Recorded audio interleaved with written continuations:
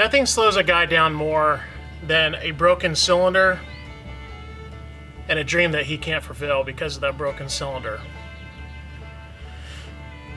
I went and got a 905 Kubota engine today, and this one runs unlike the other one that I picked up. I went and decided that I didn't want to make a bunch of videos about, you know, rebuilding a Kubota engine. There's a ton of those videos already out there. I'll save that 722 for a future project, another Hilux that I want to do. Anyway, I went and picked this up in Victorville today from a gentleman, and he actually ran it for me, which was really awesome, a really good deal.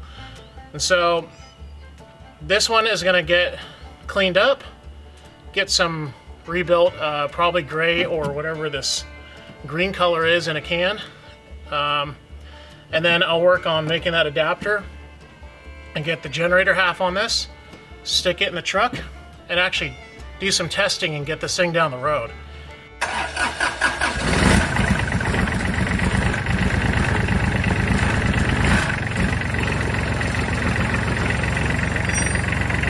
She's shaky.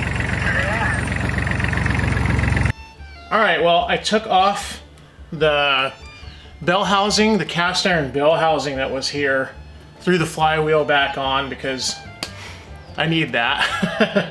A lot of you guys are telling me to keep that, so yep, not touching that. Took the header off, the manifold, and the exhaust, and the intake.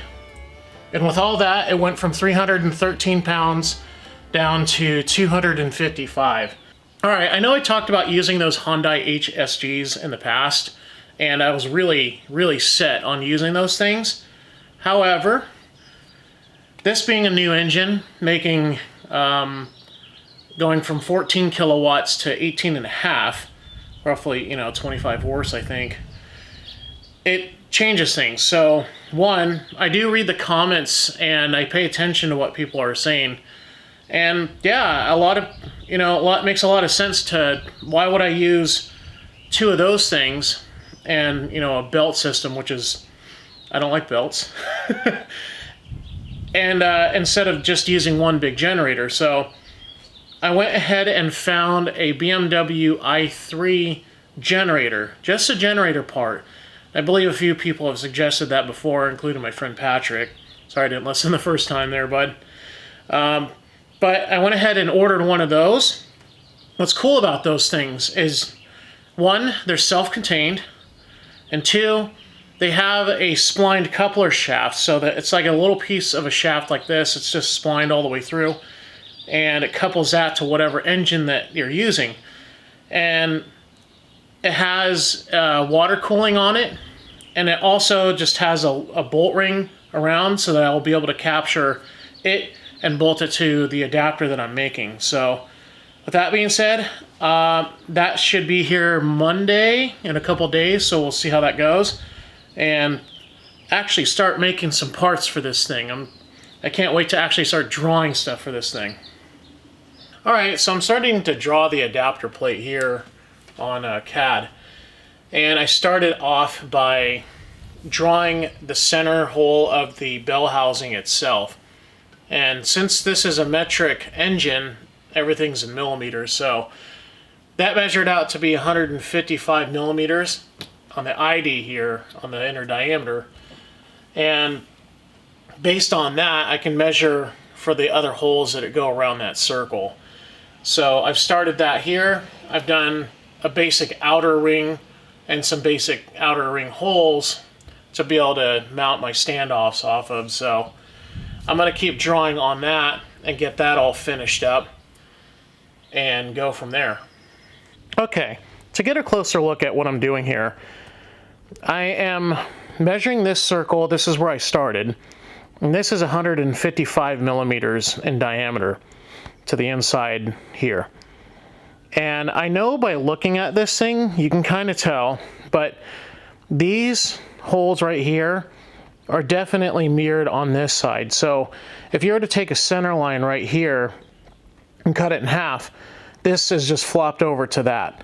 So knowing that this is 11 millimeters in diameter, I can cut that in half. That gives me 4.5 millimeters. I take the radius of this, half of 155, and from that center line, that number, I don't know it off the top of my head, plus this distance right here, which happens to be 5 millimeters, plus 4.5 millimeters, which again is center of 11, gives me the center line of that back to the center line of this centric right here. And now, based on that center line here, this imaginary split, I can measure between these two holes. So basically, if I go and measure like this, that gives me a number. And basically, if I cut that in half, I'll know the distance between this center line and here to this center line. So I'm gonna have to do that all the way around and figure all of that out to get all these holes located. Okay, well, that wraps it up for this week. I have a little bit more to finish on that adapter plate before the generator gets here. I can only go as far as, you know, doing that front plate and then the standoffs and then that second plate. And then as soon as the generator gets here, I'll figure out its center, make that centric on the other plate, and figure out the bolt holes and all that stuff, repeat that process I was talking about earlier, and get that drawn. And then from there, get the plates cut out, test fit, hopefully they work, and go from there. And then I'll move on to making the coupler for the little adapter on the drive shaft itself. So until that point, that's it for this week, and it's been eventful and fun getting the engine.